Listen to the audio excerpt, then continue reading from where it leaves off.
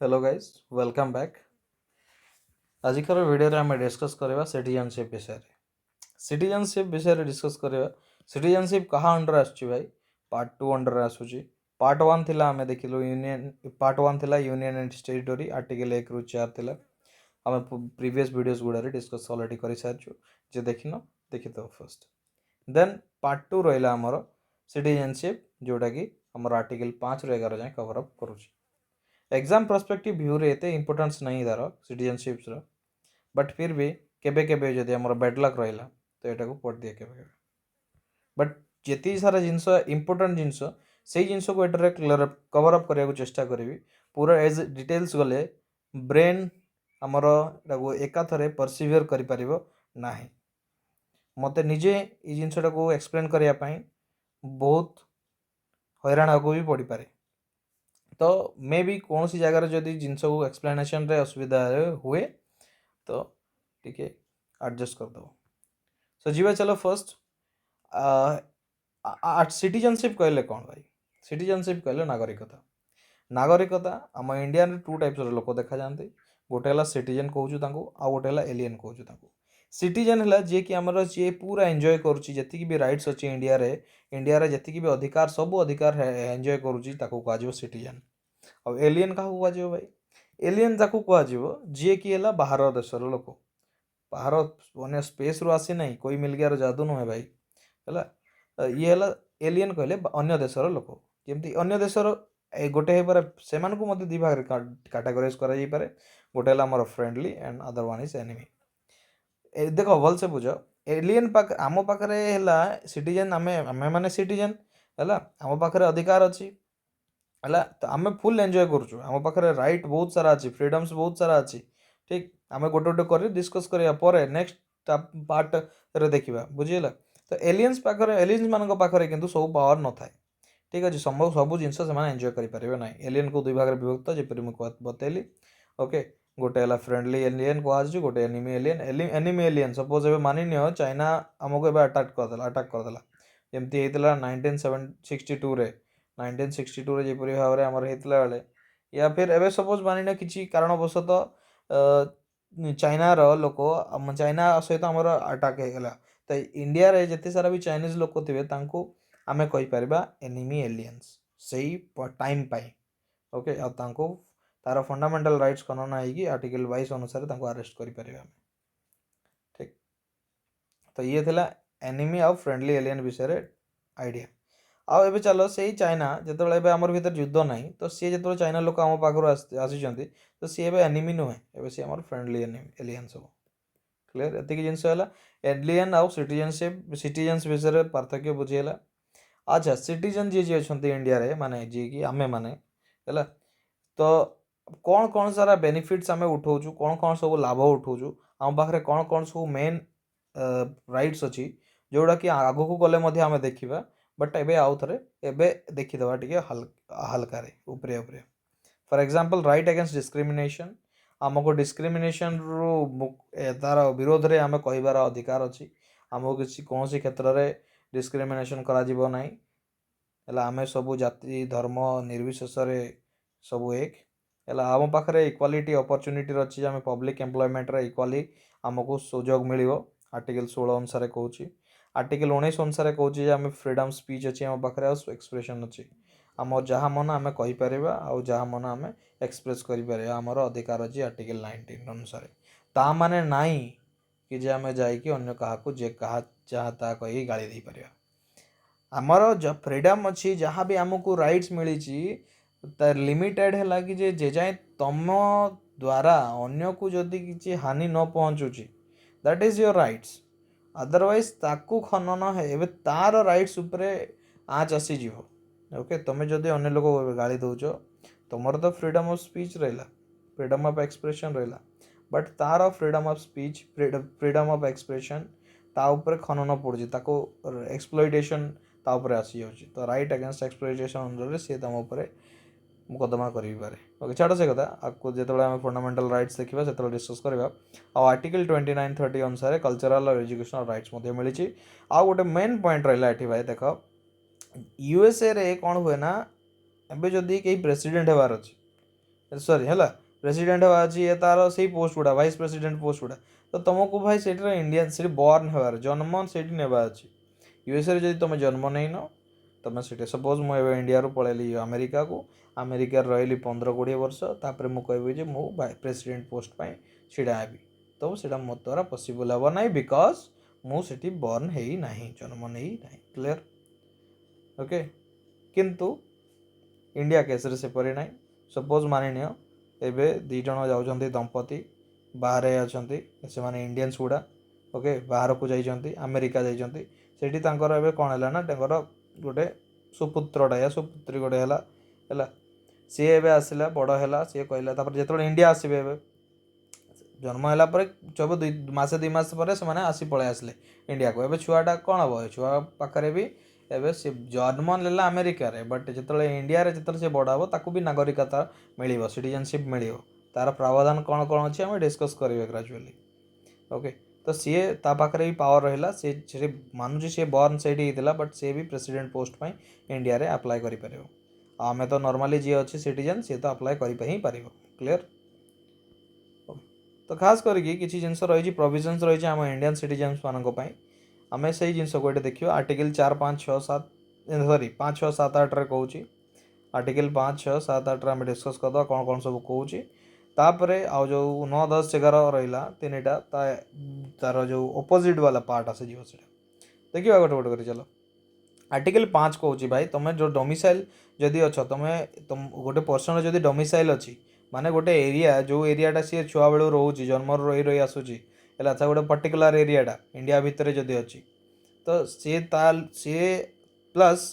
सी जदि इंडिया रे बर्न हो जन्म नहीं इंडिया रे या फिर तार बापा कि 2 जन जाक माँ बापा 2 जन जाक बर्न हो इंडिया रे से माने तेबे या फिर तुम कहीपर कि जैसे ऑर्डिनरी रेसिडेंट थी 5 वर्ष कॉन्स्टिट्यूशन जो आम फॉर्मेशन है माने कमेंसमेंट ऑफ द कॉन्स्टिट्यूशन आसबार 5 वर्ष पूर्व से ऑर्डिनरी रेसिडेंट रोला है जो भंगा जा इंडिया पाकिस्तान अलग हो सारा है भंगा जा नॉर्मली से 5 वर्ष जाए रही इंडिया रे तो ताकू मध्य आर्टिकल 5 अनुसार ताकू मिल जाव इंडियन कॉन्स्टिट्यूशन माने सिटीजनशिप पाई पार सी बुझीगला तो आर्टिकल 5 या कहूँ आर्टिकल 6 कहूँ से तो आर्टिकल 5 आउ 6 आर्टिकल 5 कहूँ देख तार डोमिसाइल रहा कथा और सी मानक ये 3टा कंडीशन भितर जेकोसी गोटे माने रहा कथा ठीक सेम लाइक दैट आर्टिकल 6 रे मध्य गोटे कंडीशन देला मैंने गोटे कहला जे से पाकिस्तान रो आसीथिबा लोक मानक पर पाकिस्तान रो जे माइग्रेट कर या फिर तांको बापा माँ जी मध्य या फिर अजा सी बर्न होते इंडिया रे सी पाकिस्तान रो माइग्रेट कर माने पाकिस्तान रे आसिले आमर इंडिया को है माजर जो विभाजन है से पाकिस्तान पार्ट रे पड़गला जो इंडिया को आसिले तो सी बर्न थे कौटी ही थे से इंडिया ही कहुपे या फिर मुझे बापा माँ कि अजा आई है ग्रांड पेरेंट्स माने है जेजेबापा जेजेमा मैंने कई जब जड़े भी इंडिया रे बर्न हो मिल जा सहित माइग्रेट कौटू थी कथा कंडीशंस आउ गोटे ये 2टा कंडीशंस आम गोटे बाछा जो गुड़ा गोटे रहा कथा निहाती बिफोर 19 जुलाई 1948 रु ही इज ऑर्डिनरी रेसिडेंट रहा कथा साधारण लोक रहा कथा 19 जुलाई 1948 ये डेटा रख देख 19 जुलाई 1948 पूर्वर सी आसिक रहा कथा भाई इंडिया रे है या फिर 19 जुलाई 1948 पर भी जदि रोची सी पाखे रेजिस्ट्रेशन करा कथा रेजिस्ट्रेशन केमती हम 6 मास सेमती रह मास आसिक पाकिस्तान आसिक इंडिया रे सेपरी भाव में नॉर्मली कैंप फैंप रे जमती भी 6 मास रहा तुमको रेजिस्ट्रेशन तब कर अप्लाई कर जा तुमको मिल जाव प्रावधान जे तुम इंडियन आर्टिकल 6 अनुसार जहाँ कहूँ तुम मिल जाव सिटीजनशिप पाइब कौटा 19 जुलाई 1948 परठू जदि आसीच से 19 जुलाई 1948 पर जदि आइल किसी असुविधा नहीं चुपचाप आसिक रही जाओ है देन जदि देखा नेक्स्ट आर्टिकल 6-7 कौन कहूँ एमती माइग्रेंट जी कि पाकिस्तान को पलैला इंडिया रू है तापर फिर ताको जदि भल नहीं लगला इंडिया रे भल लगिला नहीं से कौन कला पलि आसला फिर से इंडिया को माने सॉरी उल्टा कहीदेली सपोज इंडिया रू पलैला पाकिस्तान को ठीक तापर पाकिस्तान ताको देखिला भल लगिलानी तो इंडिया को फिर से रिटर्न मारला केते बेले 1 मार्च 1947 परठारु है बट लेटर रिटर्न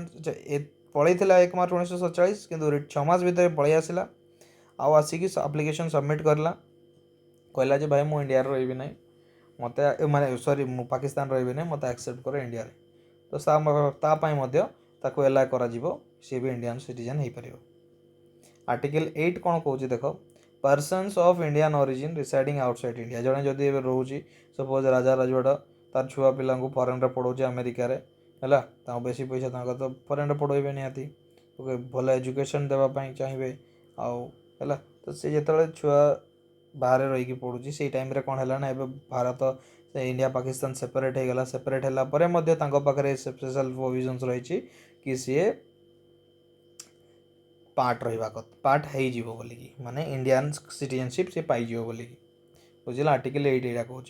तो ये थी आर्टिकल 5, 6, 7, 8 ये 4टा आर्टिकल अनुसार आम जाणिलु कि आर्टिकल 5 रे कहला जे इंडियन रोकोटा रहा कथा तापर से जन्म नेबा कथा इंडिया रे ही सेकेंड वाला कहला जे पाकिस्तान रिलेटेड पाकिस्तान रु कई जदि आसी सहित कि दुईटा कंडीशंस अच्छी 19 जुलाई 1948 परठू आसिकी रही है तापर ताकू मध्य ताकू प्रावधान पाइज से भी मिल जाओ आ थर्ड आर्टिकल 7 कौच जे आमको जे तुम जदि आसीच है आमर जो 6 मास रही सारे पलि सारे है रिटर्न पलि जाइल पाकिस्तान को भल लगे ना तुम रिटर्न पलि आसिल तो तुमको मध्य किसी मिल तुमको मिल पाकिस्तान इंडियन सिटीजनशिप पाइब बोली आर्टिकल 8 कौच तुम जदि विदेश रे भी रोच इंडिया माने इंडिया जो जो भंग हो नाला इंडिया अनडिवाइडेड इंडिया रो जदि भी अन्य जगार रोच है तुम जदि इंडिया हो या पाकिस्तान हो जो आगरू थिला इंडिया पाकिस्तान है मिसिकी थे जो जेकोसी जगार भी रोच ए चाहल कि तुम बाहर रहीकि मु पाकिस्तान को जीवी ना इंडिया को पलि आसबि जदि चाहूच तो तुमको प्रावधान अच्छे आर्टिकल 8 अनुसार तुमने पाइब तो ये आर्टिकल 5, 6, 7, 8 आउ 9, 10, 11 आर्टिकल कौच कौन देख आर्टिकल 9 कौच जे भाई देख तुम जो मेंबरशिप रहा तुम्हें जदि फॉरेन मेंबर तुम अच्छे फॉरेन नेशन रे अच्छो जो तो मेंबरशिप तुम कैंसिल हो जदि तुम इंडियन नेशन माने इंडिया रो सिटीजनशिप ग्रहण कर तो या है कही citizenship will be taken if he acquires membership of foreign Nations तुम्हें आइदर सिटीजनशिप पलि जाओ इंडिया छाड़ी तुम जब पलि गल आमको देखिए आकू गले तुम्हें फॉरेन को पलि जाओ तुम ऑटोमेटिकली 7 वर्ष से कैंसिल हो लास्ट को देखिए 9 आर्टिकल 10 का कौच citizenship continue till any law made by अच्छा पार्लियामेंट अच्छा तुम पाखे पावर रहा तुम जदि किसी करूना आर्टिकल 10 अनुसार जो कहला जे तुम जो सिटीजनशिप को आउ गोटे वे आम हटाई दे पारू कौन ना तुम जदि किसी आमर देश विषय विरोध में किसी जिनस है किसी खराब जिनस कर या फिर जासूसी टाइप डिटेक्टिव टाइप कर या फिर आमको जदि लगिला ना तो किसी पार्लियामेंट द्वारा किसी लॉ परमिशन करके तुम नागरिकता हटाई दि जापर आ आर्टिकल 11 तो कहला जे एटा इम्पोर्टाट रहा सबुठ भाई आर्टिकल 11 जी कि कहला कि पार्लियामेंट पाखे पूरा पावर अच्छी कि जी जिनस रहा सिटीजनशिप रिलेटेड जहाँ भी जिनस रहा ताकू सी चेंजेस करी जहाँ भी जिनस है लागू कर पार्लियामेंट उपर पावर रोचे आर्टिकल 11 सीधा सीधा कहीदे क्लियर तो ये थिला जितेबाला आमर फॉर्मेशन करागला केबे आमर 26 जनवरी 1950 रु आमे ताकू कंटिन्यू चलिला आमर इंडिया रे अडॉप्ट केबे कला 26 नवेम्बर 1949 रे आमे कलु बुझिला किंतु आमे केबे लागू करागला 26 जनवरी 2 मास परे 1950 रे आमे लागू कराला बुझिला तो ये थिला एतिकी जाए 5 ରୁ 11 आर्टिकल विषय रे देन आमे आगु जो देखा आम पाइबा सिटीजनशिप एक्ट आसला 1955 डेट माने ये जिनस मन रखी था सिटीजनशिप एक्ट 1955 ये कहला जे बहुत सारा जिनस ये चेंजेस होती देख तापर ये आमर यार जोगु ही आम आजिका डेट्रे बहुत पावर्स आमको मिली सिटीजनशिप एक्ट 1955 जो ताको बहुत थर आमेंडमेंट कर फॉर एग्जांपल तुम मैंने देखिपार तो ये लिखाई और लाटेस्ट थी 2019 है तो यही सिटीजनशिप एक्ट 1955 अनुसार आम पावर दिखाई कि जे गोटे लोक किपरि भाव में आक्वायर कर सिटीजनशिप को इंडिया रो 5टा वे रे क्वेश्चन मध्य पचारे कि केतेटा वे रे डायरेक्ट जदि न पचारे कहब जे केतेटा वे रे डायरेक्ट पचार दिए कौन टा पचार न जदि छोटिया मोटर जदि न पचार किंतु पीसीएस गुड़ा एग्जाम से सीधा पचार दो केतेटा न पचारी कौन बोली पचार दो ओके। तो ये आम देखा बार्थ जन्म जदि नहीं डिसेंट तुम जब पूर्वपुरुष मैंने अच्छा रेजिस्ट्रेशन तुम जब रेजिस्टर कर न्यूट्रालाइजेशन आसिक जदि रही जाइछ इनकॉर्पोरेशन ऑफ टेरिटरी माने आम इंडिया को जदि अन्य टेरिटरी जदि मिसी जाइए तो यही हिसाब से आम ये लोक मैंने कौन है सिटीजनशिप आक्वायर करेंगे। तो गोटे गोटे करके देखा जन्म हिसाब से बर्थ हिसाब से जदि रहा तो ता पाखरे की पावर्स रहिबो तो सी किपरि भाव में कर सपोज गोटे लोक जन्म नेला सी 26 जनवरी 1950 धरिकी 1 जुलाई 1987 भितर जन्म नेबा कथा हेले जाइकी तार ताको सिटीजनशिप मिलिबो ता सहित कौन है आउ कौन हो पार बर्न इन इंडिया और आफ्टर तापर जदि तुम बर्न है 1 जुलाई 87 पर जदि जन्म नौ तो तुमर आउ गोटे कौन कंडीशन रहा तुम बापा भितर बापा कि माँ जी बेले जड़े कौन रहा कथा इंडिया रे सिटीजन रहा कथा माने इंडिया रे बर्न होगा कथा तापर जदि तुम बर्न आफ्टर 3 ये जिनस देख 3 डिसेम्बर 2004 पर जदि तुम बर्न हो तुमको सिटीजनशिप मिल केतबे if both parents are Indian citizens तुम दुई जन जाक बापा माँ जब इंडियन पेरेंट्स अच्छा या फिर आउ गोटे कंडीशन है वन इज इंडियन जड़े बापा या माँ इंडियन अच्छा आउ अदर नॉट इलीगल इमिग्रेंट्स माने बाहर इलीगल वे आसिक न रही ओके। यही जिनसटा हुए प्राय बांग्लादेश रु इंडियंस गुड़ा इंडिया को पलि आसती लोक एवं जदि बांग्लादेश गोटे लोक रही मानि नियो जे पलि आसला इंडिया को आ गोटे झील सहित बहुत कला एवं तांकर पुत्र जी हे या झील भी हम कन्या भी जी हम तो ता उपरे एवं से आर्टिकल टाको माने ताको बार्थ अनुसार ताको मिलिबो नाही ओके तार कंडीशंस अच्छी ताको मिलिबो किंतु किछि कंडीशंस रहिबो ओके। जेपरि भाव में आगु आगु जीवा आम पाठ से विषय में आम ग्राजुअली जानी पार तापर देख चिल्ड्रेन्स ऑफ फॉरेन डिप्लोमेट्स माने जी आमर राजदूत मैंने रोचंती ना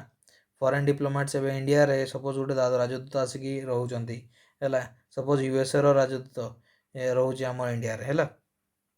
एम्बेसी रे तो तार जदि एवं गोटे किसी संतान या संतति किसी जन्म है तो सी तो जेहेतु आम कही जो बाय बर्थ हवा कथा तो सीए किंतु हो पार ना है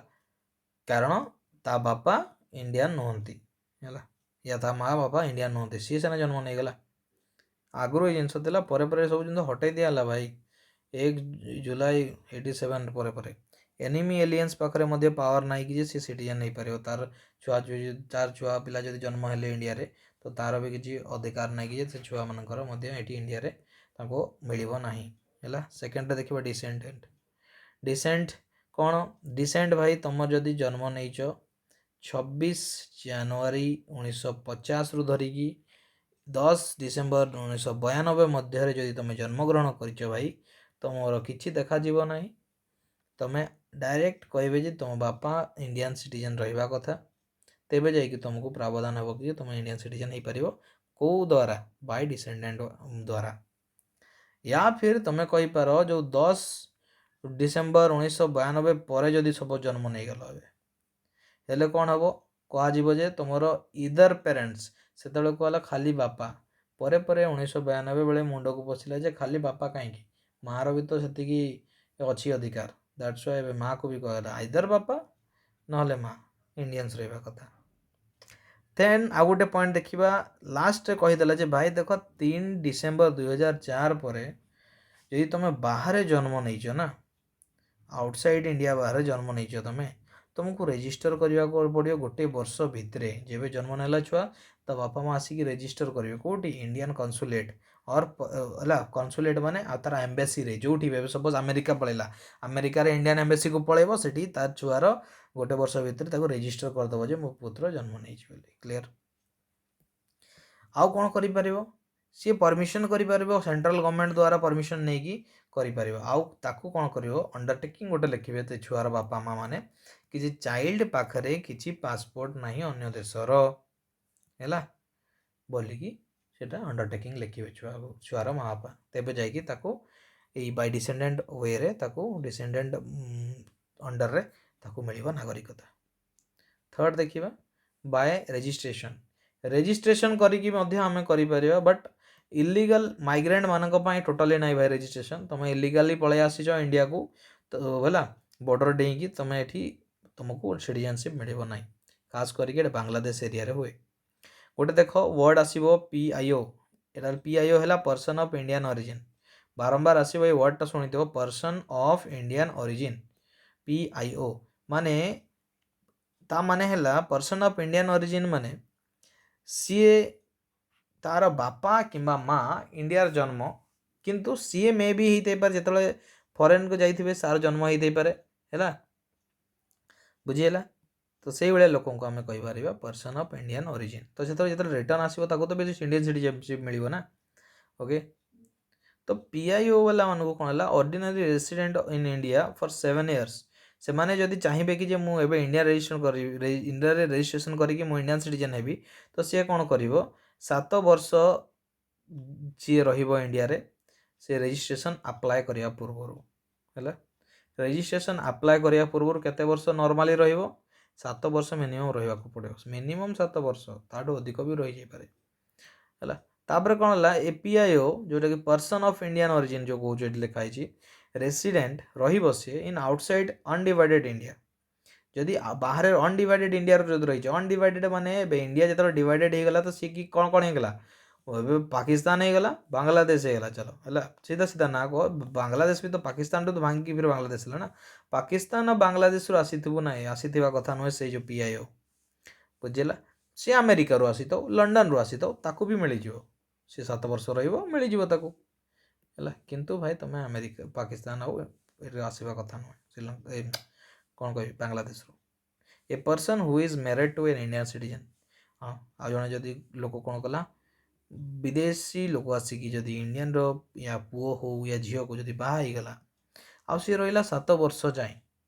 तापर सी अप्लाई कर रजिस्ट्रेशन तो ताको रजिस्ट्रेशन वे रे ताको मिल जाव सिटीजनशिप क्लियर आउ गोटे जिनस जानी था भाई एमाने कौन करेंगे ना निहाती ओथ ने शपथ ग्रहण करेंगे एलियंस कि जे मु देश को देशर जी कन्स्टिट्यूशन को आउ देश को भल भाव रेस्पेक्ट करी यही भाव कौन नेब शपथ नेब रजिस्ट्रेशन कला तो 4 नंबर देखा न्यूट्रलाइजेशन न्यूट्रलाइजेशन कौन से लोक पाखे सी कौन थी सी मस्ट कंट्री वेयर सिमिलर अच्छा सी लोकटा कौन थी ना जो सब आमर देश सहित देशर जपरी भाव में ट्रिटमेंट होची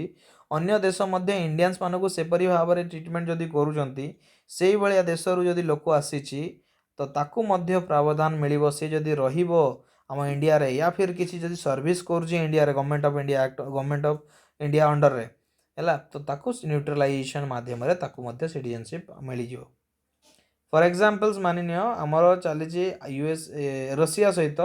संपर्क भल अच्छी आम रही इंडिया ये रहा रशिया एबे जदि मु इंडिया रो जीवी रशिया को सेठी जते मु जीवी मते से जेम्परी भाव में ट्रिटमेंट करेंगे नागरिकता रिलेटेड सिटीजनशिप रिलेटेड जदि से माने बढ़िया ट्रिटमेंट कर मते भी भल भाव में सब बेनिफिट्स मिलूची रशियन स्टाइल रो तो सेटा जाहिर कथा एटा कि जे रशियन रो जदि कई जदि आसला इंडिया को ताकू मध्य से भाई भाव में provisions mill J tit for टाट जैसा को तेसा टाइप रो बुझिने क्लियर भल व्यवहार कर भल व्यवहार पाइब तापर गोटे देख can apply if he has distinguished अच्छा ता पाखरे जदि एबे जदि अदनान सामी को तो जानी थो भाई से तो पाकिस्तान आसी इंडियन सिटीजनशिप मिलला केमती आहरी बहुत सारा लोक अच्छा देख पावर रहा जे सेमानकर किसी स्पेशल कैटेगोरी रे तांकर दर्जा रहा कथा for example literature art science peace philosophy सब जदि से पारंगम अच्छा या फिर एक्सपर्ट अच्छा या फिर बहुत आगु अच्छा है कला क्षेत्र में बहुत डेभलप्ड तो तांको भी गवर्नमेंट ऑफ इंडिया चाहिए आराम से सिटीजनशिप दे पार तो एमाने ओथ नापी बाध्य है एमाने भी नेबे शपथ नेबे कि जे आमे किसी खराब जिनस करना इंडिया रे आ इंडिया को बदनाम करना इंडिया को रेस्पेक्ट कर क्लियर लास्ट देखा इनकॉर्पोरेशन ऑफ टेरिटरी भाई देख इनकॉर्पोरेशन ऑफ टेरिटोरी माने सीधा कथा होची जदि फॉरेन जगह को टेरिटोरी को इंडिया रो पार्ट अक्वायर हो गला एबे तो सेठी लोक गुडा मध्ये इंडियन सिटीजनशिप अक्वायर पाइबे बुझिएला आउ किछि नै ओके सबुठु मेन पॉइंट आसूची एटी एबे आमे तो बहुत सारा जिंस जानि गलु मेन जिंस कहदेली सिटीजनशिप एक्ट 1955 अनुसार कहले जे हमको अक्वायर करिया पय सिटीजनशिप अक्वायर करिया पय पांचटा वे अछि जोटेला बाय बर्थ हला सेकेंडटा कोन भाई by descent by registration by naturalisation and by incorporation of territory ए पांचटा वे रे आमे सिटीजनशिप अक्वायर करि परिबा तापर देखिबा जे किपरि भाबरे आमे कोन विश्वाती काम कले कोन खुरपातिया काम कले हमरो जो सिटीजनशिप लॉस हो पारिबो हालांकि हमको करिया कथा नुहे एटा आम पाई भी नुहे जी जो आड़े छटपट होगी इंडिया पाकिस्तान इंडिया बांग्लादेश डेउंचंती हैला तांको पाई खास करके तो हमको जानिया कथा तीनटा वे अच्छी भाई रेनन्सिएशन टर्मिनेशन और डेप्रिवेशन रेनन्सिएशन कौन जदि जड़े सेल्फ सरेंडर कर दूची तार होश आवाज सहित जदि से तार माइंड बुद्धि सब ठीक ठाक थी जदि सी कहीदे जे भाई देख मुठू सरेंडर कली मु इंडियन सिटीजन को आउ पलैबी फरेन को जदि जड़े चाहिए तो खुशी खुशी आम तार सिटीजनशिप को काटी दे पारिबा खारज करि Paribas same like that termination टा कौन हम ताको टर्मिनेट कर दिया जिवो ताको बिना पचारिकी इंडियन सिटीजन्स को टर्मिनेट कर दिया जिवो केमिति सी जदि अक्वायर कला सिटीजनशिप ऑफ अदर कंट्री बाहर कंट्री रो जदि सिटीजनशिप जेपरी भाव में सी जदि अप्लाई कर देकी ताको जदि सेपटे पाईगला तो एपटटा खंड हो सीधा इंडियन सिटीजन तो इंडियन सिटीजनशिप तुम आउ रही पार ना भाई क्लियर ताको कहला टर्मिनेशन थर्ड पॉइंट है डेप्रिवेशन डेप्रिवेशन मीन्स तुम जदि किसी फ्रॉड काम कर या फिर गवर्नमेंट कॉन्स्टिट्यूशन प्रति तुम डिसलॉयल अट या फिर तुम चुगली काम कर जासूस काम कर देश प्रति किसी एमती काम कर जोटा कि देश किसी हानिकारक रोचे ओके है या फिर तुम 7 वर्ष बाहर रोच 7 वर्ष हम भी ना पचारिकी नहीं पड़ेगा वीजा नहीं गल 2 मास बुली गल आउ भाई वीजा एक्सपायरी हो सारा सेपटे भी आ तुम आउ आसुन इंडिया को भी तापर तुम इंडियन रो भी इंडियन सिटीजनशिप तुम खारज हो तुम खनन हो गला डेप्रिवेशन तीनटा वे रे लॉस हो पारे रेनन्सिएशन टर्मिनेशन डेप्रिवेशन क्लियर ये तीनटा इंपोर्टेंट से फोकस बेसी करुच्ची आएपटे जो 5टा पॉइंट कहली से इंपोर्टेंट आर्टिकल जो रहा 5 ରୁ 11 कौन कौन कौन हल्का जस्ट ओवरऑल आइडिया आम ब्रेन रहा कथा क्लियर अच्छी लास्ट गोटे पॉइंट रहा भाई देख जिते बड़े आम इंडिया सब चेंजेस हो आसी एक्ट गोटे चेंजेस हो अमेंडमेंट हो सिटीजनशिप अमेंडमेंट एक्ट आसी देखी आम जस्ट टिके आगु बहुत सारा है तो गोटे टर्म आम शुणीचु एनआरआई आम शुणीचु पीआईओ जो शुणी नथिबो शुणीच भल कथा आ गोटे ओसीआई है तो एनआरआई क्या कह non resident India non resident India माने कौन मु इंडिया लोक मु पलैजी बाहर को चाकरी बाकरी करने ओके मोर पासपोर्ट अच्छी है इंडियन पासपोर्ट अच्छी मु किंतु बाहर को अमेरिका पलैजी सपोज गूगल रे काम करने सपोज सुंदर पिचाई कथा पलि आसू सी है गूगल सीओ अच्छा तो सी स्टार्टिंग जाते एनआरआई हिसाब से जाते तो से जॉब मिलगला तो कौन है ना से रोचंती क्लियर तो एबे से माने एनआरआई हिसाब से रहिले स्टार्टिंग रे जी भी जाए इंडिया छाड़ी एनआरआई हिसाब से मिले पोस्ट है नॉन रेसिडेंट इंडियन से जॉब करुँच अमेरिका रे या फिर अन्य कंट्री रे सेम लाइक दैट किंतु तांको पाखरे पासपोर्ट रहा कथा इंडियन है पीआईओ कौन भाई बस जस्ट बतई पर्सन्स ऑफ इंडियन ओरिजिन माने तांको आइदर से लोक इंडिया जन्म ग्रहण करथिबो ना फिर तांकर पूर्वपुरुष जमती कि माँ बापा कहीं भी इंडियन सिटीजनशिप ग्रहण करथिबे तो से भाया लोक को आम पीआईओ बोली कहवा ओसीआई कौन ओसीआई है ओवरसीज सिटीजन्स ऑफ इंडिया तांको ओसीआई कार्ड होल्डर क्या पाइबो माने ओसीआई बोले किए ओवरसीज सिटीजन ऑफ इंडिया देखो भाई a person register as overseas citizen of India card holder under the citizenship act 1955 अनुसार ओसीआई कार्ड होल्डरशिप मिलगला देखो पीआईओ आउ ओसीआई यहाँ को मर्ज कर देकी ओसीआई कार्ड होल्डर दे दिया गला है हूँ कौन ना सी भाई बेनिफिट पाइबो ଏବେ ଦେଖ ଏନ୍ଆର୍ଆଇ ଯେତେବେଳେ ଆମର ଲୋକମାନେ ଇଣ୍ଡିଆରୁ ପଳେଇ ଯାଉଥିଲେ ବାହାରକୁ ଚାକିରି କରିବା ପାଇଁ, ଏନ୍ଆର୍ଆଇ ତାଙ୍କ ପାଖରେ ପାୱାର ଥିଲା। ଏନ୍ଆର୍ଆଇ ଦେଖେଇକି ନେଉଥିଲେ ଭିଜା, ହେଲା ନା, ଆମେରିକାର ଭିଜା ପାଇଯାଉଥିଲେ, ଆମର ପାସପୋର୍ଟ ଇଣ୍ଡିଆର ଦେଖିକି ଏନ୍ଆର୍ଆଇରେ ସେଠି ଚାକିରି କଲେ। ପଇସା ପତ୍ର ଯାହା ଆସିଲା ଆମର ଇଣ୍ଡିଆକୁ ଆସିବ, ଯାହା ବି କରିବେ ତାକୁ ଇଣ୍ଡିଆକୁ ପଠେଇବେ ନା, ତା ଘରମାନଙ୍କୁ ପଠେଇବେ ନା ପଇସା। ତ ଏବେ କ'ଣ ହେଲା ନା, ପଇସା ଆମର ଡେଭଲପମେଣ୍ଟ ହେଲା ଇଣ୍ଡିଆର, ପଇସା ଆସୁଛି ନା ବାହାରୁ। Same like that. ତ ଦେଖିଲେ ଗ୍ରାଜୁଆଲି ସେ ଏବେ ଫରେନର୍ କ'ଣ କଲେ ନା, ସେମାନେ କହିଲେ ଯେ ତୁମେ ଆମର ସିଟିଜେନସିପ୍ ନେଇଯାଅ। ଏବେ ଫରେନର୍ କହିଲେ ଯେ ପଇସା ଯଦି ଆମ ଦେଶରୁ ବାହାରକୁ ପଳେଇ ଯାଉଛି, ତୁମେ କାହିଁ ଇଣ୍ଡିଆର ସିଟିଜେନସିପ୍ ରହିବ, ତୁମକୁ ଏନ୍ଆର୍ଆଇ ହିସାବରେ କାହିଁ ରହିବ, ତୁମେ ପଳେଇ ଆସ ସିଧା ଆମର ସିଟିଜେନସିପ୍ ହେଇଯାଅ, ଫର୍ ଏକ୍ଜାମ୍ପଲ୍ ଆମେରିକା ସିଟିଜେନସିପ୍ ହେଇଯାଅ। ତ ଜିନିଷଟାକୁ ହେଲେ ପଇସା ବି ଆମର ଇଣ୍ଡିଆକୁ ଆସିବ ନାହିଁ। ତ ଇଣ୍ଡିଆ ଦିମାଗ ଲଗେଇଲା, ଇଣ୍ଡିଆ ବାଲା କ'ଣ କଲା ନା ଭାଇ ତୁମକୁ ଗୋଟେ OCI କାର୍ଡ଼ ହୋଲ୍ଡର ତୁମକୁ ଦିଆଯିବ। ତା ମାନେ କ'ଣ, ତୁମେ ଆଉ ଏନ୍ଆର୍ଆଇ ନାও, ତୁମେ ଇଣ୍ଡିଆରେ ଜନ୍ମ, ତୁମେ ଚାହିଁଲେ ଫରେନ୍ରେ ରୁହ, ଫରେନ୍ର ତୁମେ ନାଗରିକ ରଖ, ହେଲା, ସେଠିର ବି ଥାଉ, ବଟ୍ ତୁମେ ଏବେ ଯେତେବେଳେ ବି ଇଣ୍ଡିଆକୁ ଆସିବ ତୁମକୁ ସବୁ ସୁବିଧା ମିଳିବ ଯେଉଁ ସୁବିଧା ନର୍ମାଲ୍ ସିଟିଜେନ୍ ପାଉଛି ଆମ ଇଣ୍ଡିଆର। ବୁଝିହେଲା? ଖାସ୍ କରିକି ଏଇଟା ବହୁତ ବଡ଼ ବଡ଼ ଲୋକମାନଙ୍କୁ ମିଳେ, ଯେମିତିକି ଆମର ସତ୍ୟ ନାଡେଲା ଶୁଣିଥିବ, ମାଇକ୍ରୋସଫ୍ଟର ଆମର ଯିଏ ହେଡ଼୍ ଅଛନ୍ତି CEO, ଆଣ୍ଡ ସୁନ୍ଦର ପିଚାଇ ଯିଏ ଶୁଣିଥିବ ଗୁଗୁଲର CEO ଅଛନ୍ତି, ହେଲା, ତାଙ୍କ ପାଖରେ ଏଇ OCI କାର୍ଡ଼ ହୋଲ୍ଡର ପାୱାର ଅଛି, କାର୍ଡ଼ ହୋଲ୍ଡର ସେମାନେ ଗୋଟେ। କ୍ଲିୟର? ତ କ'ଣ ହେଉଛି ନା ଏତା ଦ୍ୱାରା କ'ଣ ହେଉଛି ନା ଆମର ଇକୋନୋମିରେ ମଧ୍ୟ ପ୍ରଭାବ ପଡ଼ୁନାହିଁ, ବହୁତ ଚେଞ୍ଜେସ୍ ଆସୁଛି। ଯେଉଁ ପଇସାଟା ଆଗରୁ ଆସୁନଥିଲା ଇଣ୍ଡିଆ, ଯେଉଁ ଫରେନର୍ ଗୁଡ଼ା କହିଦେଲେ ଯେ ତୁମେ ଆମର ଏନ୍ଆର୍ଆଇ ହିସାବରେ କାହିଁ ରହିବ, ଇଣ୍ଡିଆର କାହିଁ ଏନ୍ଆର୍ଆଇ ହିସାବରେ ରହିବ, ତୁମେ ସିଧା କ'ଣ ହେବ ଆମ ସିଟିଜେନସିପ୍ ଗ୍ରହଣ କରିଦିଅ, ତୁମକୁ ଆଉ କିଛି ଟେନସନ୍ ନାହିଁ, ଏଠି ରହିବ, ଏଠି ଛୁଆ ପିଲା ରହିବେ ତୁମର, ଆଉ ହେଲା। ତ ସେଇ ଜିନିଷଟାକୁ ମାଇଣ୍ଡକୁ ରଖିକି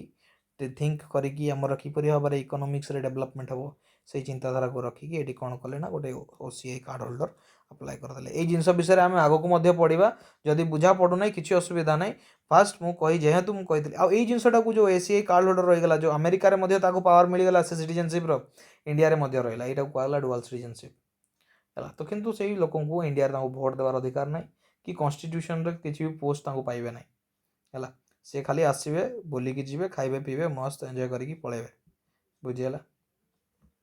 ତାଙ୍କୁ କିଛି ଦିନ ଯେଉଁ ଏତିକି ଦିନ ପାଇଁ ତୁମ ପାଇଁ ଭିଜା ଲାଗିଛି, ଫରେନ୍ରୁ ଜଣେ ଯଦି ଲୋକ ଆସିଲା, ତୁମକୁ 1 ବର୍ଷ ପାଇଁ ତୁମର ଭିଜା ଅଛି, 2 ବର୍ଷ ପାଇଁ ଭିଜା ଅଛି, ୟା ଫିର୍ ପଇସା ଦେବାକୁ ପଡ଼ୁଛି, ଏମାନଙ୍କୁ ଦେବାକୁ ପାଇଁ ପଡ଼ିବ ନାହିଁ, OCI କାର୍ଡ଼ ହୋଲ୍ଡରମାନଙ୍କୁ ଦେବାକୁ ପଡ଼ିବ ନାହିଁ। ସେମାନେ ଆସିକି ଯେପରି ଭାବରେ ଯେମିତି ଫ୍ରିରେ ରହିବେ,